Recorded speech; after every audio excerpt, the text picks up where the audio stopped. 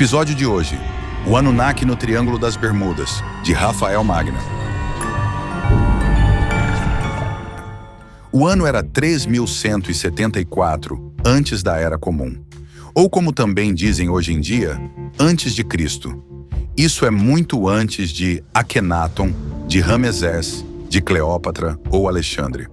A essa altura, Kizion, um jovem Anunnaki, piloto do 17º Esquadrão do planeta Nibiru, caminhava numa manhã ensolarada pelas ruas de Mênfis, capital do Egito. Você já viu John Travolta na introdução do filme Os Embalos de Sábado à Noite, andando e rebolando os ombros ao som de Bee Gees? Era exatamente assim, debochado e confiante, que o Anunnaki Kizion percorria a cidade egípcia que acolheu o seu regimento. Não como uma força colonizadora intergaláctica, mas como um panteão que descera do céu noturno para ensinar os terráqueos a plantar, escrever, se curar, construir e, é claro, a montar pirâmides. Um tradicional símbolo Anunnaki. Em troca, os egípcios ensinaram aos Anunnakis as artes da religião, da orgia, do fumo de haxixe. Falando em religião, certo dia, fazendo uma faxina no seu disco voador, Kizion jogou fora seus pôsteres de celebridades da música pop nibiriana. Eis que uns humanos os encontraram, e assim nasceu um novo panteão egípcio. Anubis, para você ter ideia, era um tipo de Amy Winehouse em Nibiru, e Kizion se distinguia da maioria da espécie Anunnaki. Ele tinha os mesmos olhos enormes e negros e pele acinzentada. Porém, enquanto o seu povo era conhecido por ser sisudo, ríspido e de poucas palavras, Kizion chamava uma aborrecida atenção com sua tagarelice, seu humor bobo e sua desenvoltura, digamos, um tanto irritante. E aí, Moeb, meu chapa? Já te falei que a mão de cima é pra frente, a de trás é pra baixo. Pelo amor de Osíris, Moeb, isso não é engenharia de disco voador. Ih, Malek, filho de Ra, seu trabalho tá lindo, mas teu cofrinho tá aparecendo. Cobre isso, senão vou ter que depositar minha bota aí. Izana, você está linda hoje. Já comentei que sou um entusiasta do cruzamento entre espécies? Esse era o tipo de coisa que o Anunnaki sem noção falava, trafegando às margens do Nilo. Aos artesãos de pintavam ou esculpiam os típicos ornamentos da cultura local. Mas a verdade é que os 12 discos voadores da frota estelar Anunnaki, que pousaram no Egito Antigo, não vieram até a Via Láctea em busca de colonialismo. Kizion e os demais pilotos eram meros militares de base, patrulhando as fronteiras do quadrante de Nibiru, quando foram atacados por um encouraçado reptiliano. Kizion e seus companheiros rodearam a gigantesca nave inimiga como vespas, esgotando toda a munição laser em segundos, sem surtar qualquer dano. Os pilotos então começaram a se evadir, rumo à base militar em solo nibiriano. Porém, antes que pudessem chegar próximos à órbita do planeta, uma luz verde e intensa cegou todos os Anunnakis. Os controles das suas naves entraram em pane, e quando se deram conta, estavam à orla de um planeta bizarro, a milhões de anos-luz de distância, a Terra. Por alguma razão que nunca souberam, os pilotos da frota não avistaram mais a imensa nave reptiliana. E perdidos, sem a menor possibilidade de retornar para casa, formaram uma esquadra e sobrevoaram a Terra por dias para estudá-la, à procura de um lugar para se estabelecerem. Bem, quando o combustível das aeronaves estava para se esgotar, foram forçados a descer entre as pirâmides de Saqqara, a noroeste de Mênfis. E, o pior, foram forçados a lidar com os humanos. Por sorte, foram bem recebidos. Se firmaram como hóspedes e apoiaram o governo de Menés. Porém havia, obviamente, uma razão para os reptilianos usarem sua tecnologia de abertura de buracos de minhoca, lançando a pequena frota Anunnaki tão longe, nas cercanias de um planeta habitável. Essa era a estratégia do Império Reptiliano para sondar e explorar novos mundos, reduzindo os riscos que sempre existem nesse tipo de empreendimento desbravador.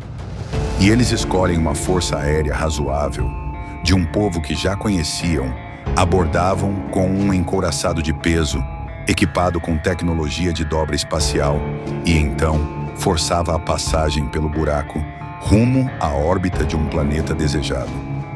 A frota seria obrigada a buscar terra, abrigo e interação com os nativos. e os reptilianos só observavam, avaliavam a distância segura, as armas e o grau de animosidade dos anfitriões. Porém, os reptilianos subestimaram os Anunnakis.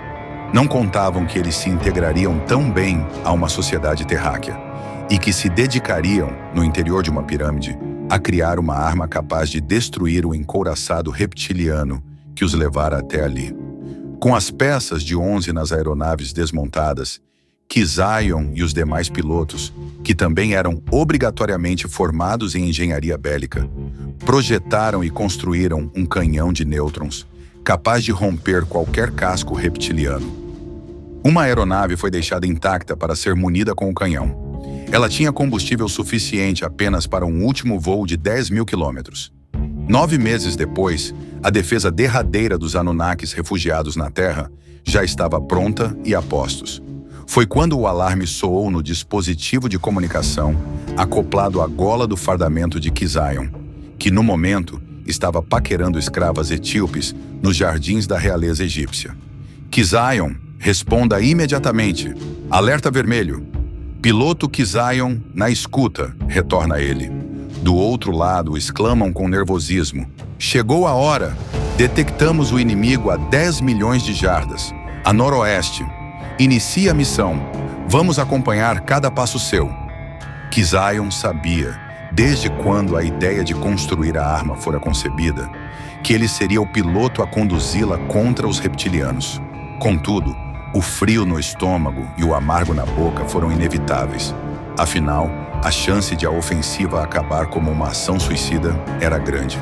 Também não fora à toa o fato de Kizion acabar como o piloto designado para esse embate de desfecho tão incerto. Os manches das aeronaves Anunnakis possuem sensores de reconhecimento genético. Portanto, somente seus pilotos oficiais podem acioná-los. Ninguém entre os 11 companheiros de Kizion falava sobre isso abertamente. Porém, todos tinham consciência de que a sua aeronave fora escolhida para o ataque, porque somente ela levaria o patinho feio do esquadrão até o perigo.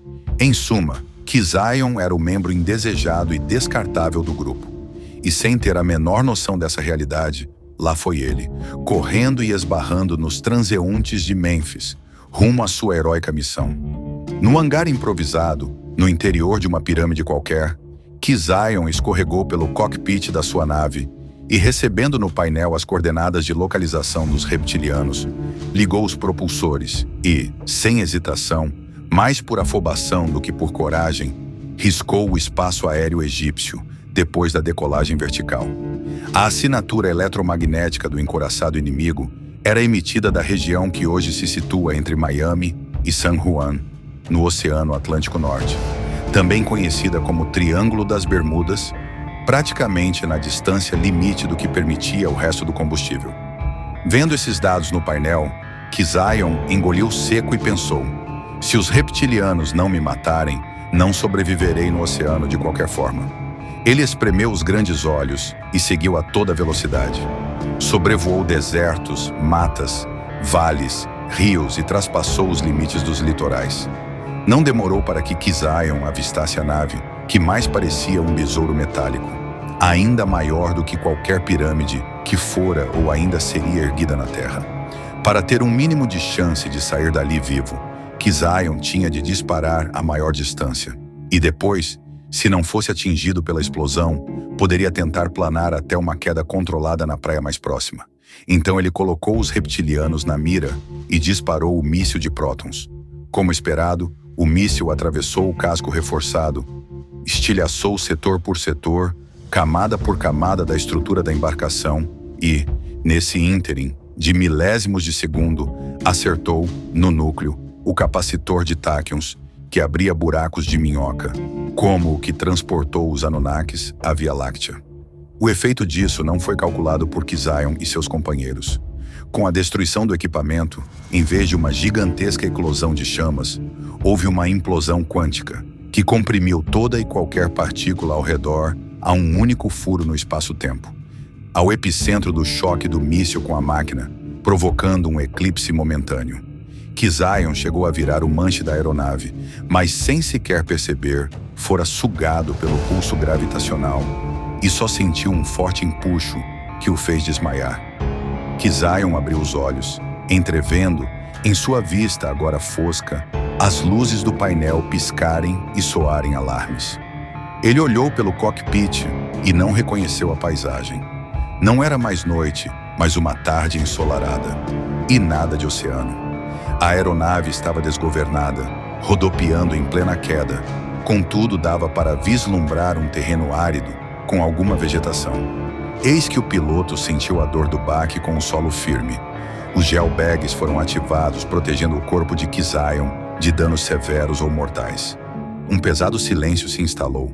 Kizion tossiu e, socando o botão que abria o cockpit, não segurou o grito de "Ai! Ai! Ai!".